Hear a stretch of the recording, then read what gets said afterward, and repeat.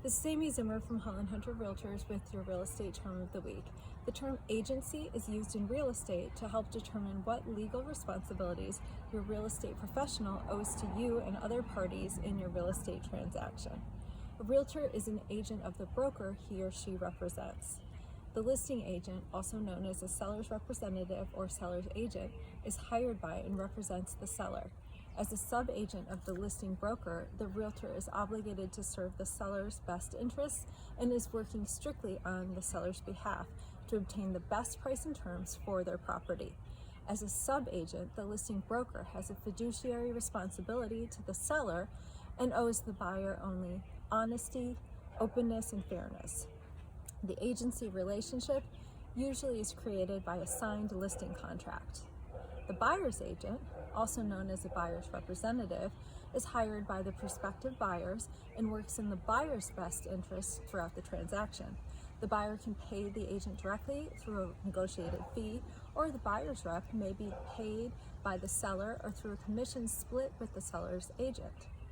When the sub-agent, the listing agent, and the buyer's representative represent the same broker, dual agency occurs. In this situation, both realtors represent both the buyer and the seller.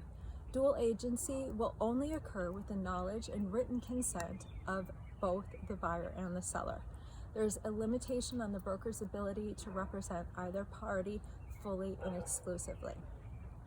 A disclosed dual agent represents both the buyer and the seller in the same real estate transaction.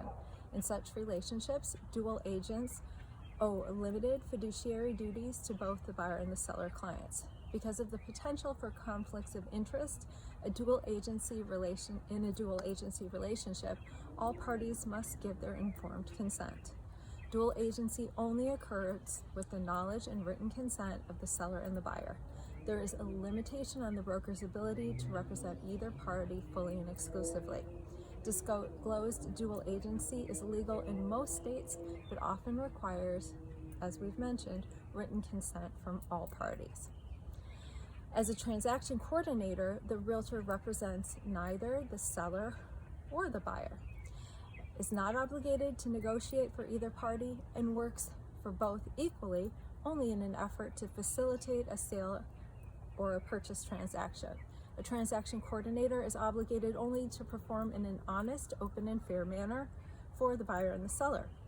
The transaction coordinator is not an agent for either party and therefore owes no fiduciary duty to either party.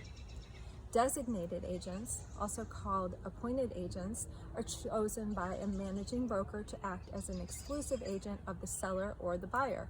This allows the brokerage to avoid problems arising from dual agency relationships for licensees at the brokerage. The designated agents give their clients full representation with all of the attendant fiduciary duties. And those are some of the agency relationships you may come across in your real estate transaction.